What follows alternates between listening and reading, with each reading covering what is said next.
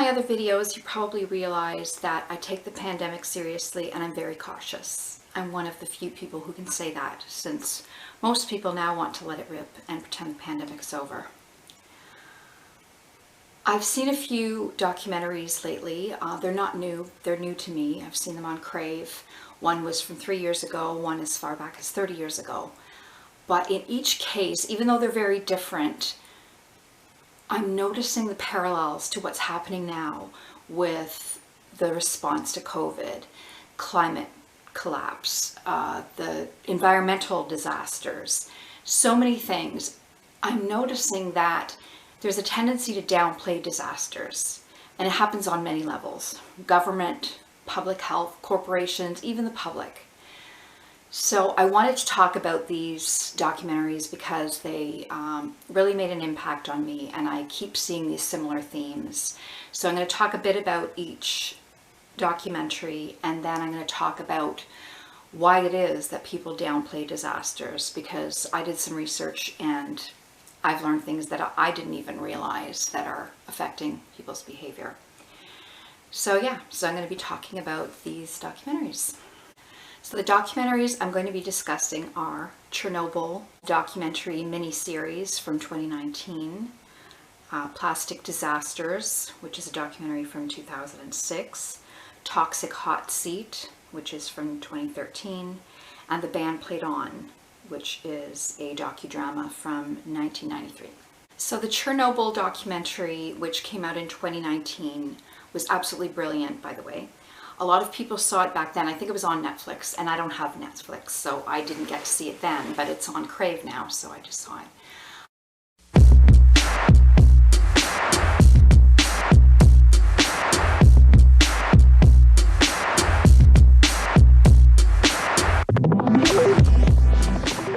I knew about the Chernobyl nuclear plant disaster in 1986.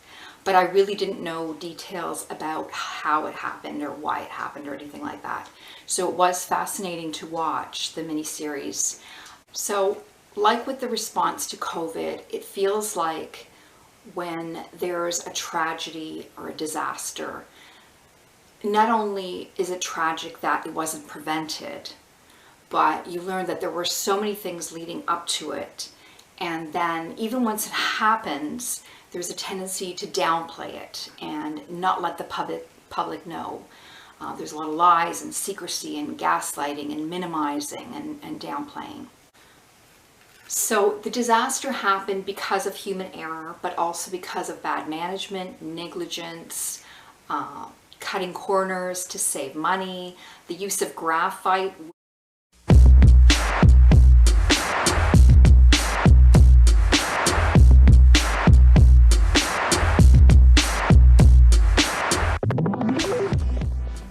Chernobyl tragedy, the lesson should have been, you don't cut corners when lives are in the balance, and you don't lie and cover up. When something happens, you own it and you warn the public about dangers.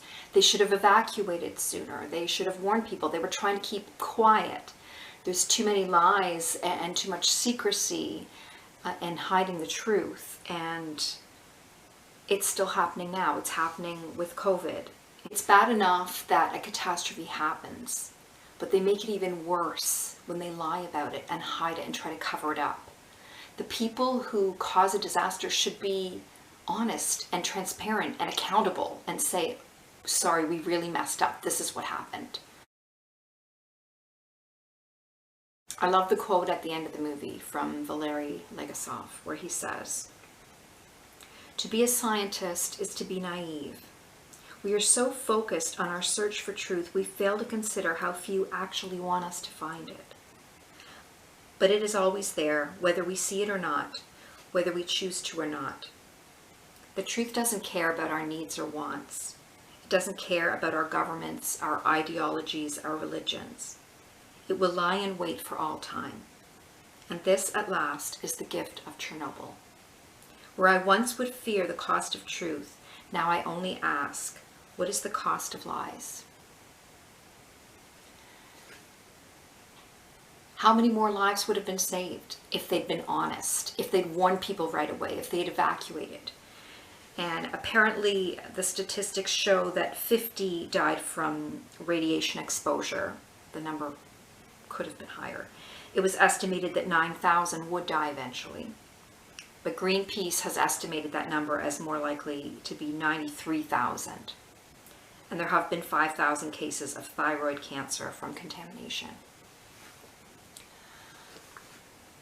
The tragedy is that it was preventable at so many stages. If the nuclear reactor had been designed better, if they hadn't used graphite, which actually accelerates reactivity so that the shutdown button actually does not shut down, it does the opposite.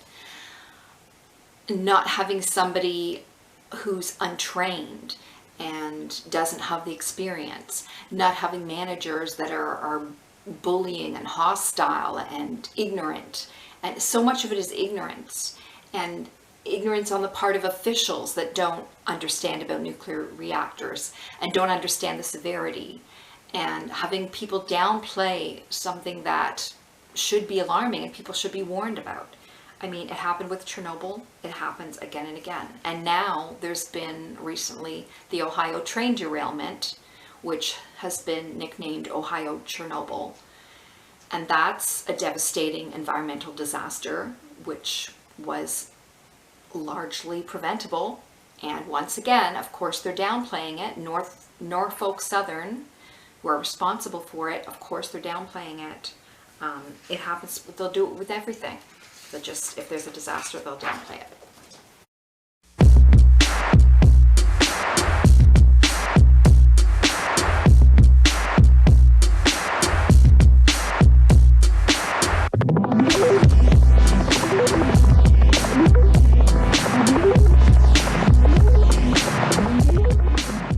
Another one of the documentaries that I saw recently was plastic disasters. Obviously a very different subject, and yet there are still parallels because, once again, it feels like profits are put before people, that health is not a priority.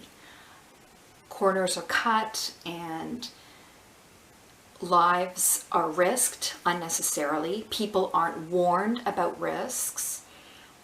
So in this documentary, it's from 2006,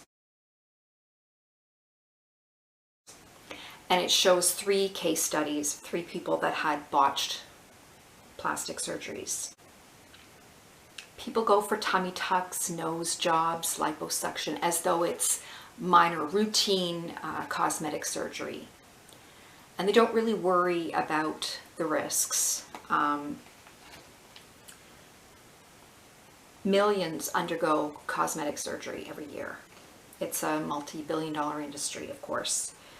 I feel like plastic surgeons, the whole industry in general, preys on human insecurities because they want people to feel badly about themselves. They want to sell this idea that, you know, you don't like something about yourself, just come get a surgery. Yeah, it's easy. You know, you feel like your nose is too long, get a nose job. You think your boobs are too small, get a boob job. You want a flat stomach without working out, get liposuction. Like, it's that easy. And of course, it's not. There's a lot that can go wrong.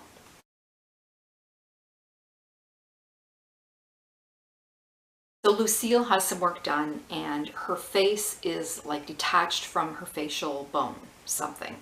She stretches out her skin, and it's like it stretches this far. It does not look normal. And she has trouble breathing and swallowing. But when she goes to the doctor to complain, they won't even listen to her. They're denying it. It's in her head, whatever. And she kind of joked, well, I guess once I'm dead, like maybe then you can do an autopsy and see what I was talking about and what was wrong. And sadly, I read online in an update that she did end up committing suicide. Another one of the cases, Tony, he got a nose job, didn't like his nose, was trying to look better, and he had all kinds of problems and had to have several subsequent surgeries trying to fix the original botched surgery where his nose was kind of collapsing, and that was bad. But the very worst case was this poor woman, Mona. So she'd seen these ads for liposuction and thought, yeah, you know, I'd like a flat tummy, and went in expecting it to be a routine thing. Well, there were problems right away. She had a lot of pain. She didn't feel right. She felt sick. She went back and complained to them, but they were just like, they just put her off. Oh, no, you'll be fine. It's nothing. Well, it wasn't nothing. So I guess they had ruptured her bowel and she had feces leaking through her body. She wound up getting severe infections in her legs, like her leg was turning black. They had to amputate her legs. So she goes in trying to look better, right? Like trying to get, you know, flat stomach, and she winds up getting poison all through her body and having to have an amputation. It's just, it's diabolical to me that a surgeon could be so negligent. Like, this is malpractice. And I think that clinic that she went to, which was apparently one of the biggest and best known in South Florida, they wound up going bankrupt because of all the malpractice suits and all the bad publicity. It's tragic that they care more about money than lives. Like, this is the theme. Every disaster that's downplayed and created, there's this mentality where they value money more than lives, and they cut corners. I mean, they have people coming in for plastic surgeries like they're on an assembly line, and they try to fit as many in as they can to make more money, and they're not careful. Like, how could a doctor let this happen?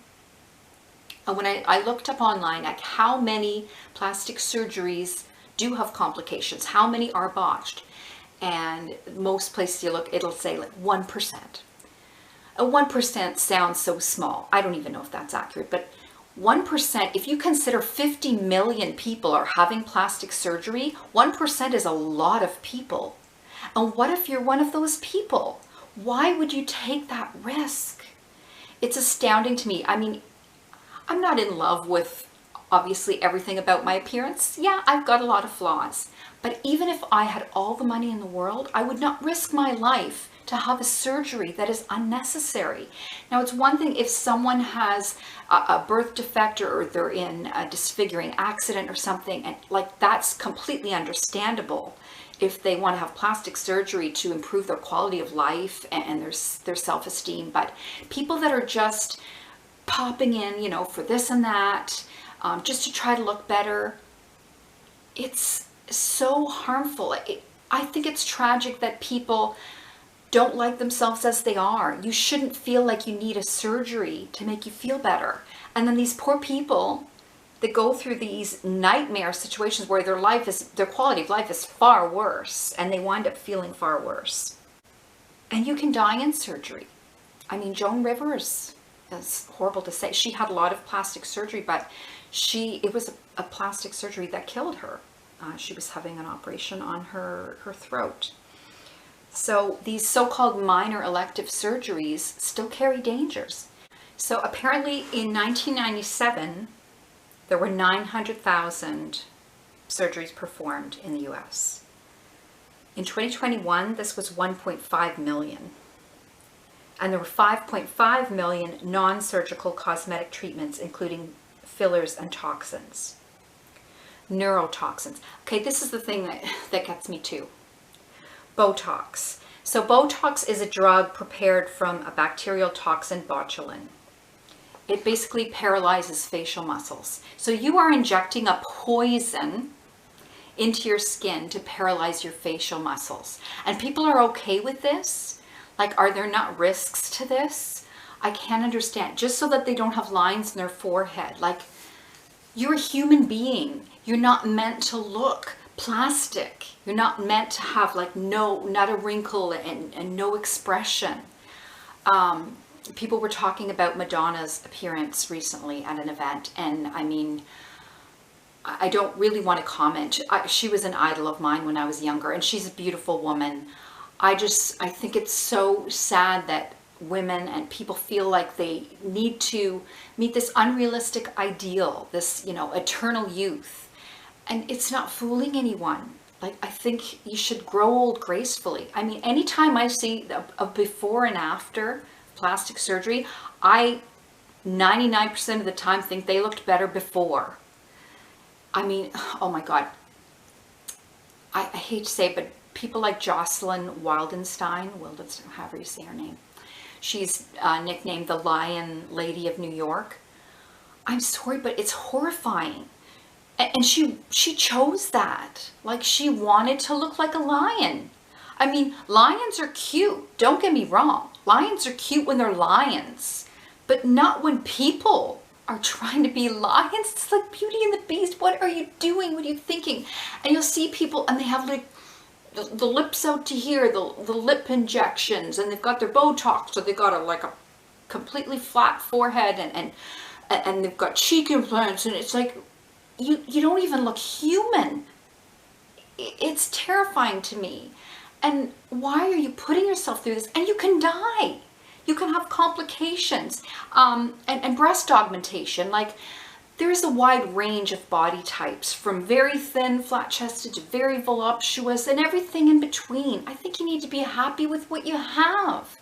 And nobody's perfect. Trying to meet this unattainable ideal, not only is it impossible, but it's dangerous. And for what? Like, oh my God, I saw an episode of Strange Addiction once, and this woman, and she was, I don't even know, like a G and H, like she had these huge implants, and she wanted to go even bigger, and she went to her plastic surgeon, and he said no. Like, at least he was ethical enough that he said, this is not safe. She was already having back problems. Why would you go? Because she was addicted to plastic surgeries. Like, it was never going to be enough. I feel like if you don't like yourself and you're trying to find that esteem through surgery, no amount's going to be enough. Like, you're never going to feel perfect. And I read too, okay, so they claim only 1% of plastic surgeries end up botched or have complications. But when surveyed about their plastic surgery, many people weren't happy. 33% said they didn't look the way they expected to. 24% had complications. 17% said side effects weren't explained to them. 13% felt less confident after surgery, and this was supposed to make them more confident.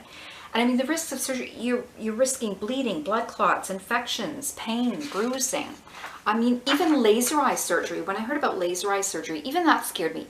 And I mean, it was several $1,000s to do it. So, but even if I could afford, I'd be afraid, because you can go blind, or you can have like debilitating pain the rest of your life. Like, but I know all kinds of people that have got their laser eye surgery so they didn't have to wear glasses. I'd rather wear glasses or contacts, frankly, than have a laser in my eye. But, you know, I'm risk averse. I'm kind of glad that I am. But,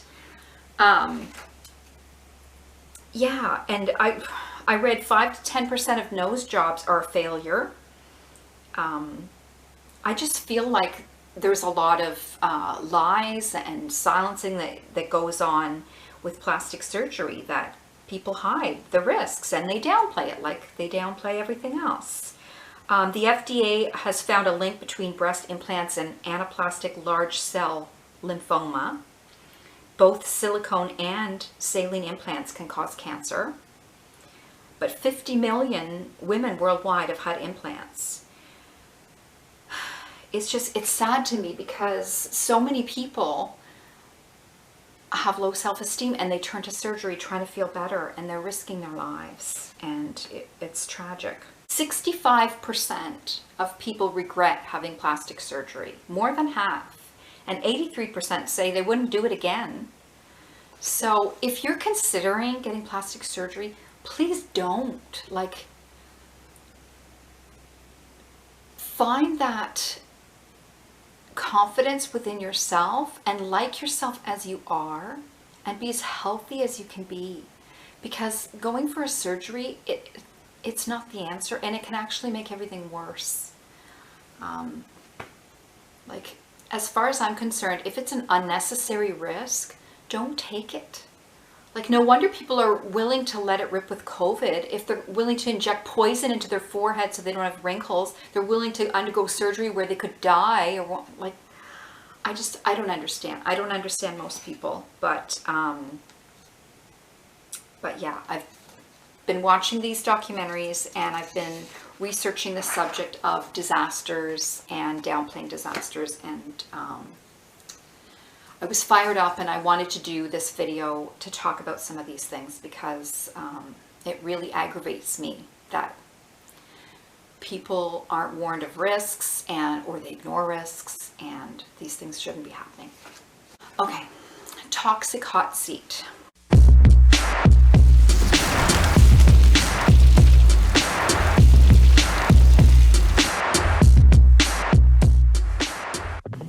This documentary is from 2013.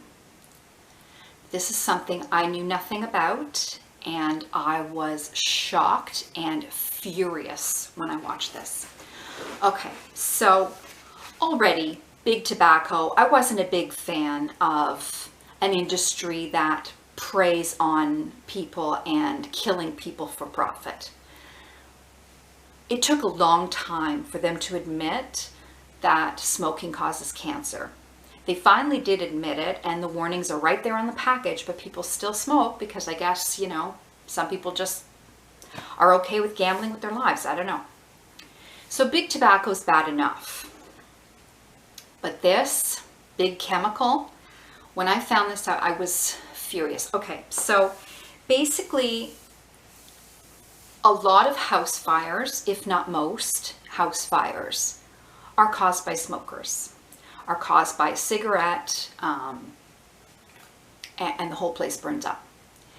So rather than change the cigarettes and make them self-extinguishing, because, you know, if you had a cigarette that was lit but it put itself out, that would be great. But no, the tobacco companies did not want to do that because they didn't want to tinker with their product. They didn't want to spend the money. What if people didn't like it? What if it affected, whatever. So they decided instead that they would put the blame on the furniture. Oh no, it's not the cigarettes you're smoking that cause fires. It's the furniture. Let's make that less flammable. So in the 70s, they created flame retardant chemicals, and they were adding it to everything.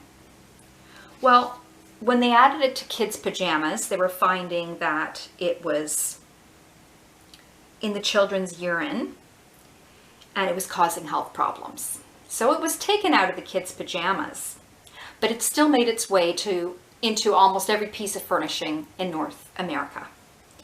So there was this California Technical Bulletin 117, TB 117. It was a law enacted to reduce cigarette-instigated house fires. So it required all fabrics to contain fire retardants. And this went beyond California to all of the US and North America. So this chemical is put into the foam that's in couches everywhere. And the idea is that it's supposed to delay the fire engulfing your home. So it's supposed to give you that extra few seconds that you can escape. That's the theory, right? And they did this test. They had this report where they did this test. They had a specially designed chair with this flame retardant chemical, and they had TVs and whatever, wires, whatever. Lit them up. Okay, yeah, it's supposed to slow down the fire by 15 times, so it gives you that much longer to get out. Except that the study was flawed and distorted, and the results were exaggerated because they basically wanted to use these chemicals in the furniture so that the blame would be taken away from the cigarettes and onto the furniture, and then, oh, here, now we can treat these couches and they won't catch fire. Except it was a lie, because in real life, a real life couch, the foam inside has this toxic chemical, which is toxic, by the way, but it's inside. So the fabric on the outside of the couch does not have this chemical, and it will just light right up and cause a fire and catch on everything else in the room, that by the time it gets through to the foam with the flame retardant, like, it's too late already. So it flat out doesn't work. And not only that, but these chemicals are carcinogenic. They cause cancer. They get in your blood. They get in your urine. Pregnant women pass it through to the babies. Like, this is horrible. So big tobacco is not only killing people through the cigarettes, now it's even killing people that don't smoke and would probably never have even had a fire, but just sitting on their couch is giving off these fumes. And then God forbid, if there is a fire, like one of these couches with these flame retardant chemicals, that toxic smoke gets inhaled and the firefighters get cancer. So they had, in this documentary, they had all these firefighters that had caught cancer from this. So, and it's diabolical. So people started fighting it, and they wanted to remove these flame retardant chemicals and ban them. So then the big chemical industry, who of course is making a fortune putting their toxic chemicals into every piece of furnishing everywhere in North America, they don't want to lose their business. So they really get low. They start getting burn victims to be in their commercials and talking about fire safety. They create this BS organization, the what did they call it? The Citizens Fire Safety Group.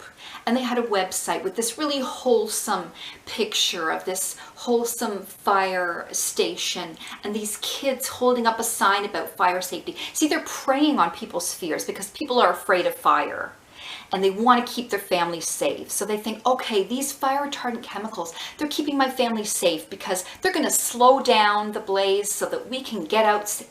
And it's a flat out lie, because the chemicals don't even work. They don't even slow down the fire whatsoever. And they're toxic. And you're breathing that in, whether you have a fire or not. It's diabolical. So it took a while, but they fought it and they removed this from the furniture. But I was even afraid, like I couldn't find the tag on my couch, and I'm almost afraid to see, because I got it a few years ago. So I don't know, like hopefully it doesn't have those chemicals in it. But it's horrifying to me how, once again, like in so many other instances, money is put above human lives. And the lies and the downplaying and minimizing of risks, and they kept relying on these BS studies, this report that wasn't even applicable. And then there was some Swedish report that you couldn't even understand, and it was based on 8 TVs, like completely irrelevant, had nothing to do with couches being coated with these chemicals. Oh, and the clincher. So the Chicago Tribune did an expose on this, and the investigative reporter, when she was researching, she was trying to find out who's behind the Citizens for Fire Safety Group. Who are the actual members? And she had a hard time finding it out, but it's public record, so she should have been able to. So finally she gets the names of the 3 organizations that are in this group: Albemarle, Chemtura, and Israeli Chemical. The 3 manufacturers of the flame retardant chemicals. So the people who are making these toxic chemicals are the ones pretending to be firefighters and families and health practitioners that are, they just want fire safety, and they have this wholesome organization. Hell no, it was all a lie. It was BS. So the website was taken down after the expose.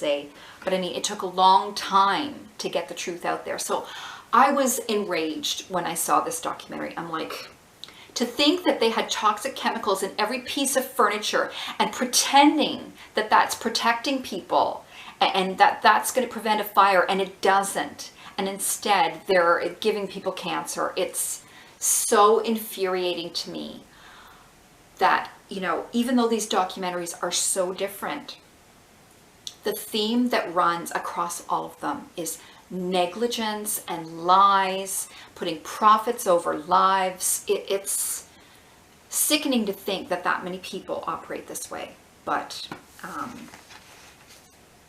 yeah. And the last documentary was And the Band Played On. This was a docudrama from 1993 about the AIDS epidemic. In 1981, gay men in LA, New York City, and San Francisco are dying from a rare lung condition, pneumocystis pneumonia. It only affects people with a weakened immune system. So this Dr. Francis moves to Atlanta to investigate this immune disorder. At the time, Ronald Reagan was president, conservative, Republican. They didn't really want to talk about gay people. There was a reluctance to talk about it. When it became obvious that this was an epidemic in the gay community, it seemed like it was a sexually transmitted disease, but no one wanted anything attached to being gay. So for a while they were calling it gay-related immune deficiency syndrome. And they had a meeting and someone had suggested, why don't we call it AIDS, acquired immune deficiency syndrome? Because as they soon learned, even though it was mostly affecting the gay community, anyone could catch it. It was transmitted through sex, but it was also transmitted through blood. Women could get it, children could get it, pregnant women could pass it on to their babies.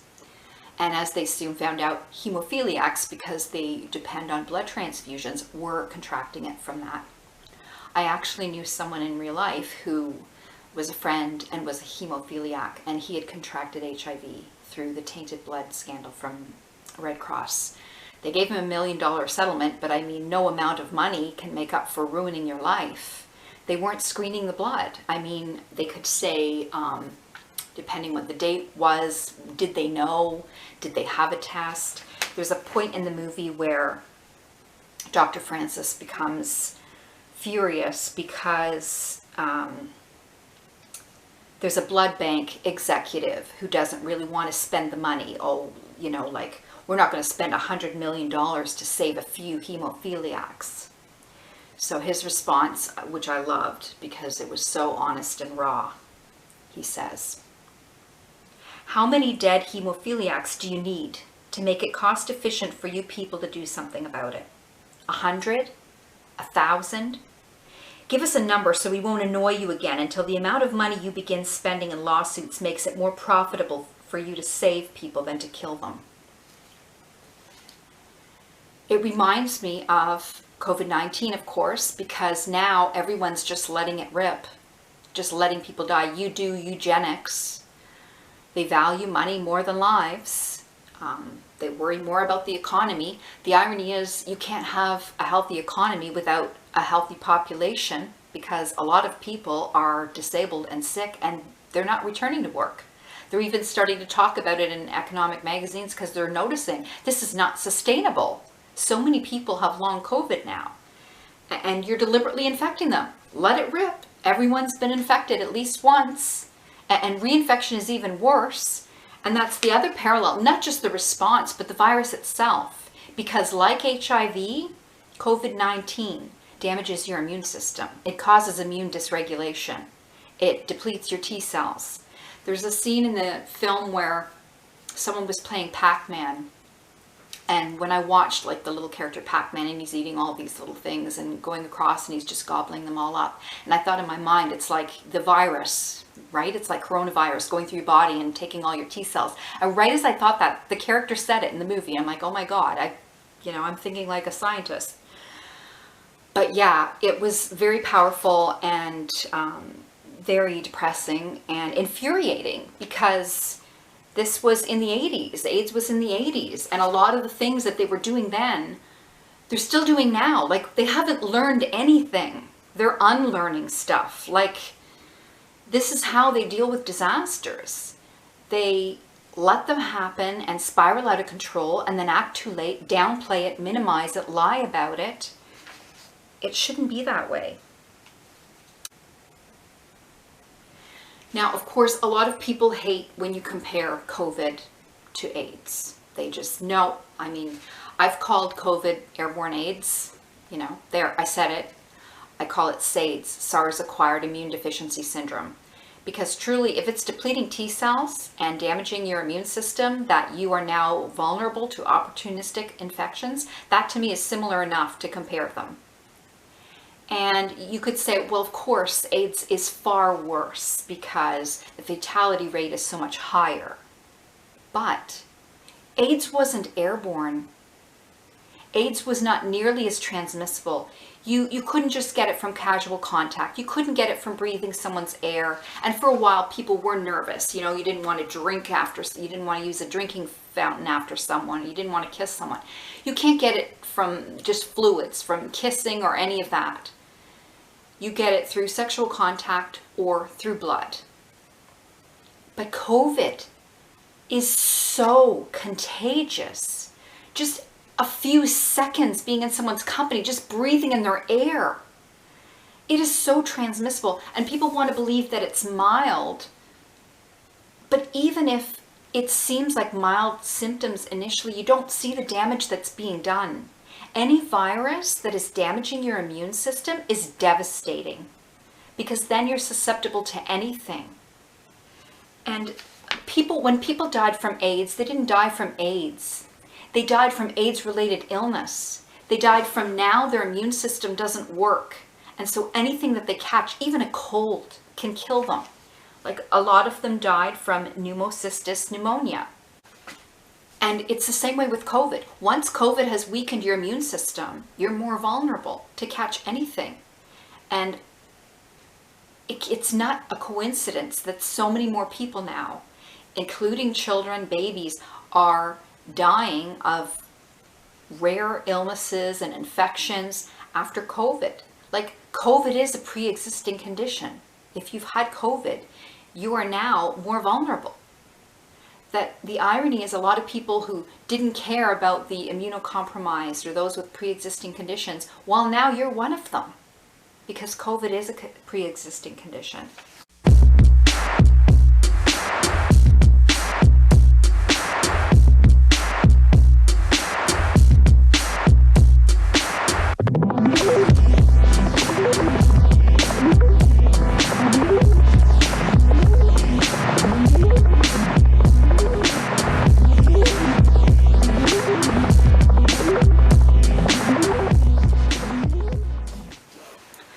So recently, of course, there was the Ohio train disaster, the derailment.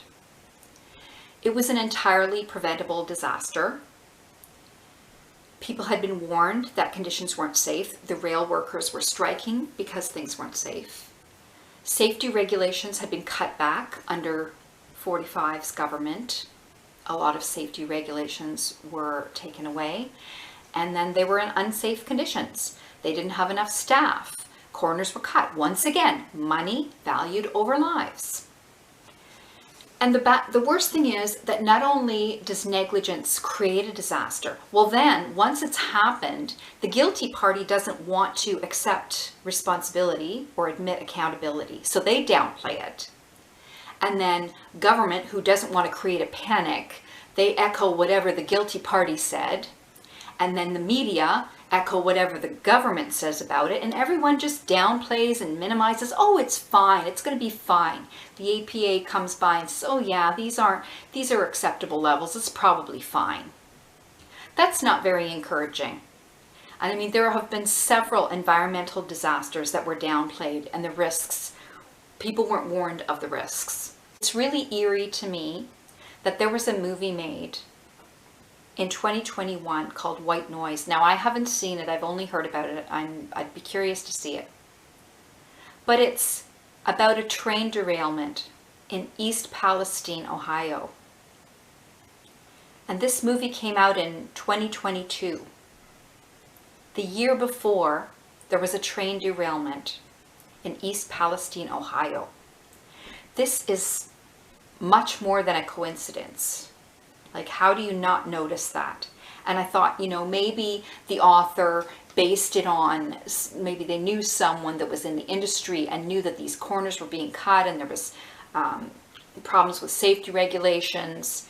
But it was actually based on the book. The author wrote the book about a 1985 chemical disaster in Bhopal, India. It was an airborne toxic event. But I think probably it was the same sort of thing where, corners were cut and they weren't safe and they let this happen. And it's bad enough that they allow it to happen, that they have these toxic chemicals, which they should be very cautious about. Instead, they just, let the train go, whatever happens. So it derails. And then they downplay the risks. They don't evacuate people quickly enough. They don't warn them about the long-term dangers. And it was scary for me too, because I live in southeastern Ontario, as does everyone that I know, and a lot of people who live in Ontario live in southeastern Ontario. We're awfully close to Ohio. I mean, just south of Lake Erie, like, and I really hope it doesn't affect us here, but people have been sharing videos in Ontario and saying, you know, look at the road here where the ice is melting, and you see those rainbow patterns like you see when there's gasoline on the road, or people going up to a river or creek, and you can see these patterns in the water that there's obviously chemicals. A lot of people in Ohio were smelling a chemical smell, or they had physical symptoms. Like, it's a complete disaster, and yet they're acting like, oh yeah, no, that was only in the air for a few hours. And the irony that the people at fault, Norfolk Southern, they set up a toxicologist consultant. So if you had symptoms, right, you could call this, like, but as if you're going to trust the company that caused the spill, as if they're really going to be helping you out. So some have already filed a class action lawsuit against Norfolk Southern. But things like this have happened before. In Flint, Michigan, there's been a public health crisis there for years. Once again, trying to cut corners and save money winds up costing lives. So they were getting water from the river, and instead of adding an anti-corrosive agent, which would have made it more safe, they decided not to do that because they wanted to save money. So the water became poisoned with lead and Legionella bacteria. And I mean, I've been hearing about that for decades. I don't know if the problem probably still hasn't been fixed. It's just tragic that the people are put in harm's way, and that the authorities lie about it. They downplay it. They act like it's nothing. Now I keep seeing commercials for asbestos, you know. If you were exposed to asbestos, you may be entitled to compensation, because it took a long time before they realized that asbestos was harmful. And now all these people that have been exposed, it always takes so long for them to realize the damage that they've caused. And the way that people are downplaying COVID now, COVID's only a few years old. Imagine in 5 and 10 years when they discover all the long-term health risks of getting COVID. I guess you can understand why a guilty person, why the guilty party or company or industry would want to downplay the risks and the effects of their negligence. Because they don't want you to know how bad it is, because they're at fault. But why does the government downplay disasters? Why do people do it? In all the apocalypse movies, the government never wants to cause a panic, as though people panicking would be the worst thing that could happen. So instead they make people complacent and they downplay disasters, like, oh, it's not so bad. I saw a clip of a British TV show called Yes Minister, something like that. And it was mocking, but there's some truth to it. This is almost the strategy that most governments are using now. It's called the 4-stage strategy. Number 1, just say, nothing's going to happen. There's nothing to worry about. Number 2, well, something bad may happen, but we should do nothing about it. Number 3, maybe we should do something, but there's nothing we can do. And then number 4, maybe there was something we could have done, but it's too late now. This is what they do with everything. Pretend there's no problem, then downplay it, oh, it's not so bad, and then they act too late if they ever act at all. Just let it happen, let it spiral out of control. This is fine, nothing to see here. It's always better to be safe than sorry. Prevention is better than cure. Isn't it better to prevent a disaster from ever happening? I live by the precautionary principle. Now, mind you, I was diagnosed with PTSD and anxiety before the pandemic, and hypervigilance is my default setting. But I'm grateful for that now, because it's survival. I still have my survival instincts. It feels like everyone else has lost theirs. They've lost their minds, literally and figuratively. Nobody's worrying. Everyone is running amok, getting infected and acting like COVID is over when it's actually worse than ever. There are more people dying now than there were in 2020. They were more careful back then. They prevented disaster. They were trying at first. You know, they went into lockdown here in Canada. There were mask mandates. Everyone was masking. People were social distancing. They were trying at least. Now, just let it rip. They're not doing anything. It's an unmitigated disaster, literally. So, because I wanted to make this video and talk about these documentaries, I wanted to investigate the whole concept of downplaying disasters. And I wondered, why do people downplay disasters? Because it's not just government, it's the public, it's people at large. So I learned some interesting things. Apparently, people tend to believe the least alarming scenario. If they're presented with conflicting evidence, conflicting information, they are more likely to believe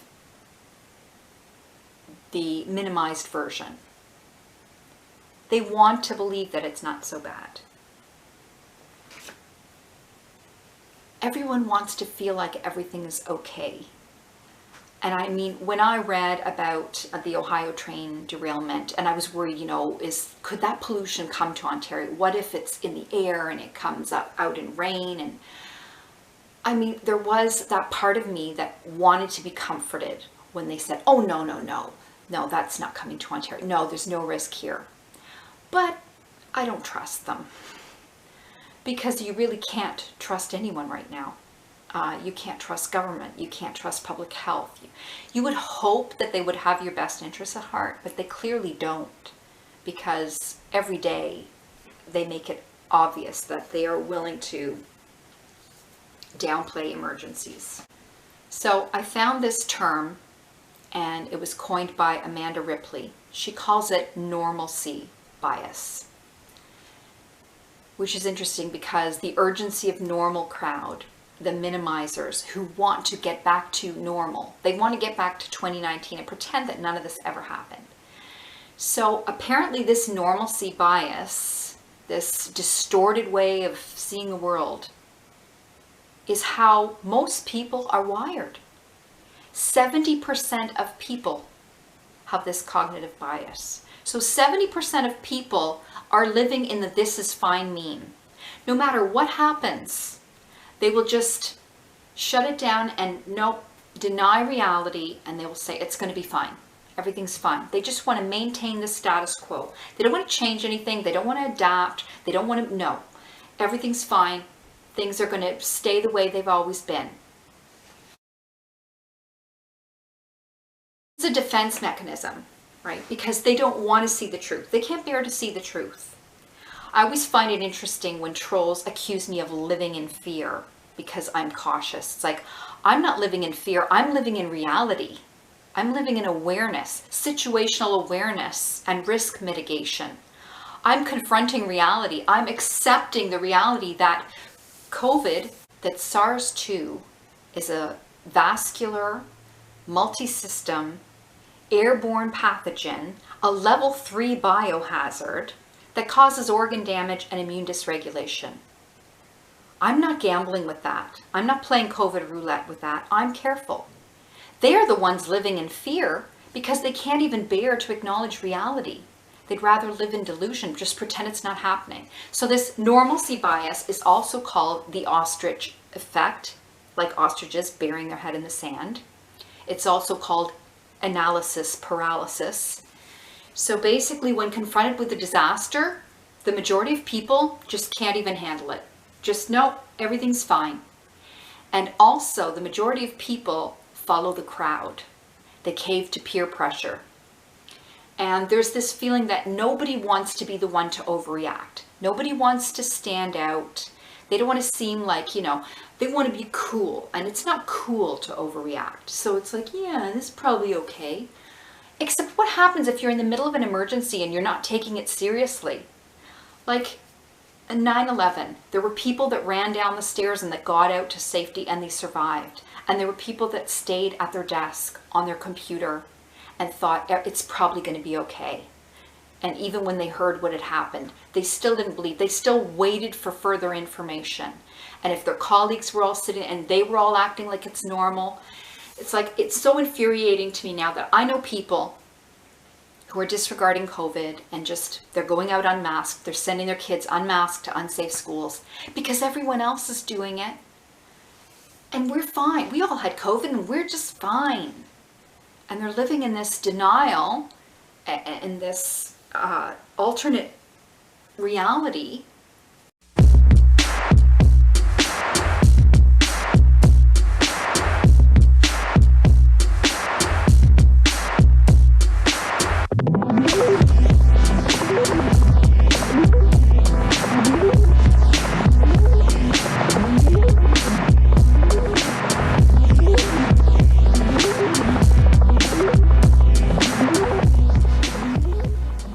Leaders need to take charge.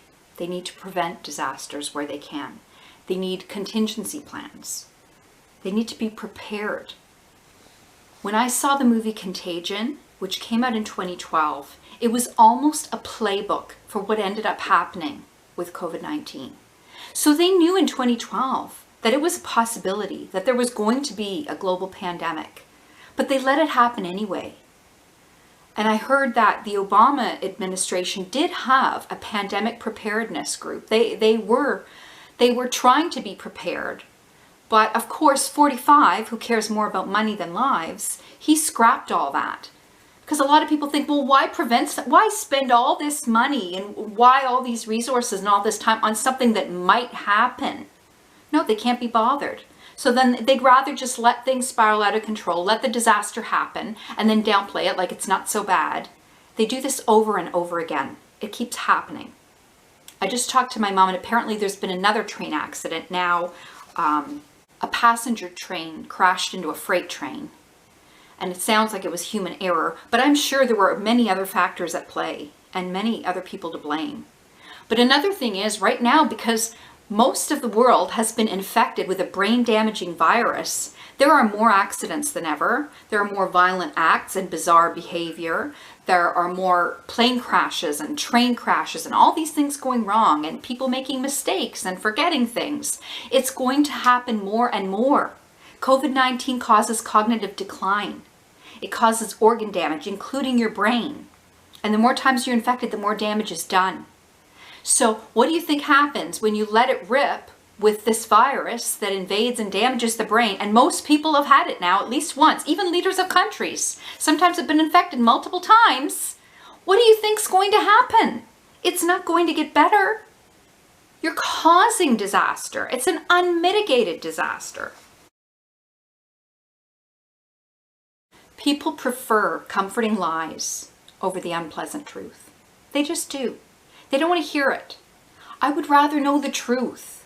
No matter how harsh it is, no matter how frightening it is, I would rather know and be prepared.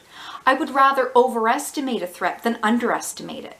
It's better to err on the side of caution. No one dies from an abundance of caution, but they do die from being reckless, taking risks that are completely unnecessary. Lives need to come first. Health needs to come first. Part of our brain, the amygdala, is our primitive survival instincts. When you're presented with a danger, you react. Fight, flight, or freeze. Either you fight the threat, you run away, or some people are deer in the headlights, just frozen. And that's how they respond. They just don't know how to respond. But apparently the majority of people just respond by not responding, just ignore it, pretend it's not happening. On the Titanic, people didn't want to believe what was happening. They didn't take it seriously. The first lifeboats were almost empty. No one wanted to take, oh no, this boat will never sink. They were so sure that the Titanic could not sink. And then by the time they realized, oh crap, it's going under, by then the lifeboats were too full. They couldn't fit anyone else. In 9/11, there were some people that ran out and took the stairs, and some people stayed at their desk and waited for further information. Everybody always wants to avoid a panic, but panic That's your survival instincts kicking in. When you see a danger, you react. And better yet, how about we just avoid the danger to begin with? Don't take unnecessary risks. Don't cut corners on lives and safety. Normalcy bias is how so many people are wired, because they can't cognitively deal with a disaster or a threat. They don't want to face it. They want to believe everything's okay. It's not that bad. And if the people around them are calm and are acting like it's not so bad, they go along with the crowd, because no one wants to be singled out as overreacting. Well, you know what? I don't give a damn. I'm a nonconformist. And when people call me an alarmist, I take it as a compliment, because alarms save lives. I wouldn't sit there and then "this is fine" meme. This is not fine. If there's a fire, you get out. And hopefully you're not breathing in flame retardant chemicals. Normalcy bias is dangerous. It causes people to ignore warnings. They deny the risks, they downplay, they underestimate disasters and the consequences. This is a distortion. It's an error in thinking. Just because it's how the majority thinks doesn't mean that it's right. It's an error. It's a delusion. When you're educated, when you understand risks, then you can react appropriately. You can plan and you can take action. Ignorance is not bliss, not in an emergency. Willful ignorance is dangerous. Robert Meyer and Howard Kinreither identified the ostrich paradox, why we underprepare for disasters. They said there are 6 decision-making biases. Myopia, being short-sighted. You only see what's happening now. You don't see the long-term consequences. Kind of like letting it rip with COVID without worrying about long COVID and what the long-term damage is going to be. Number 2, amnesia. Forgetting losses from past disasters. Learn from your mistakes. Those who fail to learn from history are doomed to repeat it. Incidences like Chernobyl, like the AIDS pandemic. These were lessons, and yet, have we learned them? We're still having environmental disasters. We're still ignoring pandemics and letting them spiral out of control and downplaying them. Number 3, optimism. Underestimating losses. Positive thinking sometimes isn't so positive. It's actually toxic. Just acting like everything's fine is not a strategy. Number 4, inertia. Just staying put, maintaining the status quo. Some people just want so much to cling to what's normal, the urgency of normal. But it's not normal at all. Sometimes you have to adapt, you have to act, you have to do something. Number 5, simplification. They only see certain facts and they ignore others. Also, confirmation bias, where you have a certain belief that this is the way things are, so you only pay attention to evidence that supports that and you ignore all the evidence that denies it. Number 6, herding. Basing choices on the actions of others, following the crowd. Peer pressure, right? It happens as a child, it happens as an adult. Most people want to go along with what the crowd is doing. Unfortunately, the crowd is often doing many stupid things, like letting it rip with COVID and going unmasked. I'm very grateful that I'm a nonconformist and I don't worry about fitting in with the crowd. I didn't fit in high school. I didn't smoke and drink and do drugs to fit in with the cool crowd. And thank goodness, because I don't care if I don't fit in with people that are doing stupid things. I'd rather do the right thing, no matter how unpopular it is. People act like being an alarmist or overreacting is the worst thing you could do. No. I mean, if I turned out to be wrong for being cautious, I could live with that. If you're wrong for not being cautious enough, you can die from that. And I don't take unnecessary risks. It's not worth it to me. Now, everyone has a different perception of risk. Everyone has different priorities and lifestyles. You know, the most cautious person would be doing what I'm doing, would stay home all the time, wear a mask even if you go outdoors. But, you know, not everyone has that option. The next most cautious person, even if they're going out, they would wear a mask everywhere indoors, and they wouldn't travel, and they would avoid crowds. Then the next step, maybe they do travel, but they wear a mask. There are so many steps. Like, a mask is not a lockdown. Lockdown is a lockdown. At the other end, you have let it rip and doing nothing. There are so many layers of protection you can have in between. It just doesn't make sense to just ignore it and do nothing. But people want to pretend the pandemic's over. Masks remind them that it's not, so they hate masks. Downplaying disasters makes them worse. It puts lives at risk. And apparently, normalcy is contagious. If everyone around you is acting like everything's fine, then it's easy to believe everything's fine. Everyone else is doing it. I read also that people tend to trust the government more when risks are downplayed.